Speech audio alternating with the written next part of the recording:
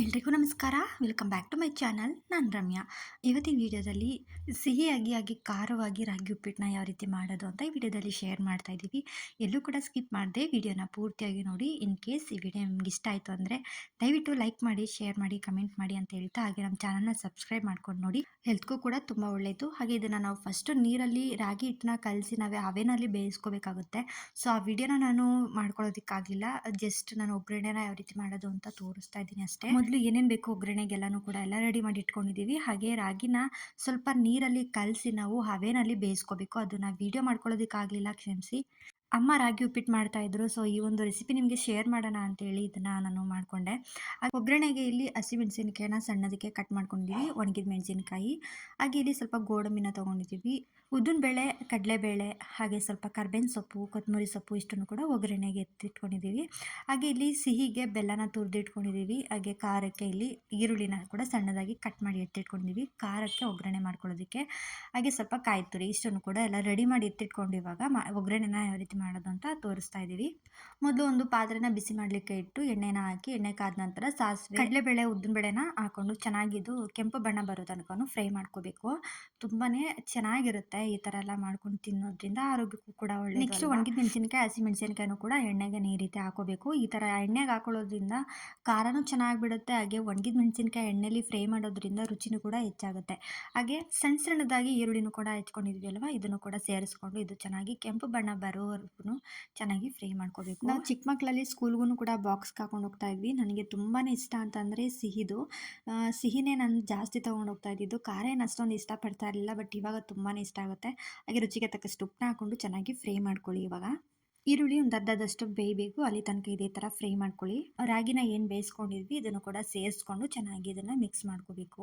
ನಾನು ಮೊದಲೇ ಹೇಳ್ದಂಗೆ ಸ್ವಲ್ಪ ನೀರನ್ನ ಚಿಮ್ಕಿಸಿ ಹಾಕೋಬೇಕು. ಜಾಸ್ತಿ ನೀರು ಹಾಕಿ ಕಲಸಿ ನಾವು ಹವೆ ಮೇಲೆ ಬೇಯಿಸ್ಕೋಬಾರ್ದು, ಅದು ಚೆನ್ನಾಗಿ ಬರಲ್ಲ. ಸ್ವಲ್ಪ ನೀರನ್ನ ಚಿಮ್ಕಿಸಿ ನಾವು ಹವೆ ಮೇಲೆ ಬೇಯಿಸಾದ ನಂತರ ಸ್ವಲ್ಪ ಅದು ಏನಾದರೂ ಉದ್ದುದ್ರಾಗ ಆಗಲಿಲ್ಲ ಅಂತಂದರೆ ಸ್ವಲ್ಪ ಮಿಕ್ಸಿ ಜಾರ್ಗೆ ಹಾಕ್ಕೊಂಡು ನಾವು ಮಾಡ್ಕೋಬೋದು. ಇಲ್ಲಿ ಎಲ್ಲ ರೆಡಿಯಾಗಿತ್ತು. ಹಾಗೆ ಕೊನೆಯದಾಗಿ ಕೊತ್ತಂಬರಿ ಸೊಪ್ಪು, ಕರಿಬೇವಿನ ಸೊಪ್ಪನ್ನ ಹಸಿದನ್ನೇ ಸೇರಿಸ್ಕೊತಾ ಇದ್ದೀವಿ. ಈ ರೀತಿ ಹಸಿದನ್ನೇ ಹಾಕ್ಕೊಂಡು ಸೇರಿಸ್ಕೊಂಡು ಮಾಡೋದ್ರಿಂದ ಘಮ ಹೆಚ್ಚಾಗುತ್ತೆ. ಹಾಗೆ ತಿನ್ನೋಕ್ಕೆ ರುಚಿನೂ ಕೂಡ ಚೆನ್ನಾಗಿರುತ್ತೆ. ಹಾಗೆ ಕಾಯಿ ತುರಿನೂ ಕೂಡ ಸೇರಿಸ್ಕೊತಾ ಇದ್ದೀವಿ.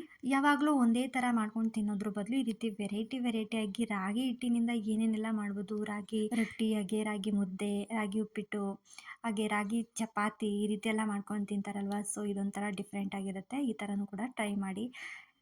ಕೆಲವ್ರಿಗೆ ರಾಗಿ ಉಪ್ಪಿಟ್ಟು ಅದೆಲ್ಲ ಇಷ್ಟನೇ ಆಗಲ್ಲ. ಸೊ ಈ ರೀತಿ ಮಾಡಿಕೊಟ್ರೆ ಖಂಡಿತ ಇಷ್ಟಪಟ್ಕೊಂಡು ತಿಂತಾರೆ, ಅಷ್ಟು ರುಚಿಯಾಗಿರುತ್ತೆ. ಎಲ್ಲದಕ್ಕಿಂತ ಹೆಚ್ಚಾಗಿ ಆರೋಗ್ಯಕ್ಕೆ ತುಂಬಾ ಉತ್ತಮ ಇದು. ಇಂಥದ್ದೆಲ್ಲ ನಾವು ಮಾಡ್ಕೊಂಡು ತಿಂತಾ ಇದ್ದರೆ ಪಿಜ್ಜಾ, ಬರ್ಗರು ಅದು ಇದು ತಿನ್ನೋದಕ್ಕಿಂತ ಈ ರೀತಿ ಮನೆಯಲ್ಲೇ ಹೆಲ್ತಿಯ ಫುಡ್ ಆಗಿ ಮಾಡ್ಕೊಂಡು ತಿನ್ನೋದು ತುಂಬಾ ಆರೋಗ್ಯಕ್ಕೆ ಒಳ್ಳೆಯದು. ಹಾಗೆ ಇವಾಗ ಸಿಹಿನ ಮಾಡ್ಕೊಳ್ಳೋದಕ್ಕೆ ಅಂತೇಳಿ ಎಲ್ಲನೂ ಕೂಡ ರೆಡಿ ಮಾಡಿ ಇಟ್ಕೊಂಡಿದ್ದೀವಿ.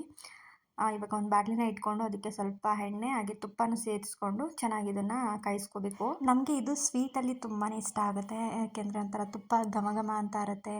ಕಾಯಿ ತುರಿ ಎಲ್ಲ ಹಾಕಿ ಮಾಡೋದ್ರಿಂದ ಗೋಡಂಬಿನೂ ಕೂಡ ಹಾಕ್ಕೋತೀವಿ, ತುಂಬಾ ರುಚಿಯಾಗಿರುತ್ತೆ. ಹಾಗೆ ಇವಾಗ ತುಪ್ಪ ಎಲ್ಲ ಕಾದಾದ್ಮೇಲೆ ಸ್ವಲ್ಪ ಗೋಡಂಬಿನ ಸೇರಿಸ್ಕೊಂಡು ಇದೊಂದು ಸ್ವಲ್ಪ ಗೋಲ್ಡನ್ ಬ್ರೌನ್ ಬರೋ ತನಕ ನಾವು ಚೆನ್ನಾಗಿ ಫ್ರೈ ಮಾಡ್ಕೋಬೇಕು. ಗೋಡಂಬಿ ಎಲ್ಲ ಸ್ವಲ್ಪ ಚೆನ್ನಾಗಿ ಕಲರ್ ಎಲ್ಲ ಚೇಂಜ್ ಆದಮೇಲೆ ಇವಾಗ ರಾಗಿನ ಬೇಯಿಸ್ಕೊಂಡಿದ್ವಲ್ವ ಇದನ್ನು ಕೂಡ ಸೇರಿಸ್ಕೊಂಡು ಇದೆಲ್ಲ ಸ್ವಲ್ಪ ಚೆನ್ನಾಗಿ ಫ್ರೈ ಮಾಡ್ಕೋಬೇಕು. ಸ್ವಲ್ಪ ತುಪ್ಪದಲ್ಲೇ ನಾವು ಈ ರಾಗಿನ ಚೆನ್ನಾಗಿ ಹುರಿದ್ರೆ ಚೆನ್ನಾಗಿ ಅದು ಅಂತ ಹೊಂದ್ಕೊಳ್ಳುತ್ತೆ, ತುಂಬಾ ರುಚಿಯಾಗಿಯೂ ಕೂಡ ಇರುತ್ತೆ. ಯಾರ್ಯಾರಿಗೆ ರಾಗಿ ಉಪ್ಪಿಟ್ಟು ಅಂದರೆ ಇಷ್ಟ ಕಮೆಂಟ್ ಬಾಕ್ಸಲ್ಲಿ ತಿಳಿಸಿ. ನೆಕ್ಸ್ಟ್ ಇವಾಗ ಬೆಲ್ಲನೂ ಕೂಡ ಸೇರಿಸ್ಕೊಂಡು ಇದರಲ್ಲೇ ಸ್ವಲ್ಪ ಚೆನ್ನಾಗಿ ಫ್ರೈ ಮಾಡ್ಕೋಬೇಕು.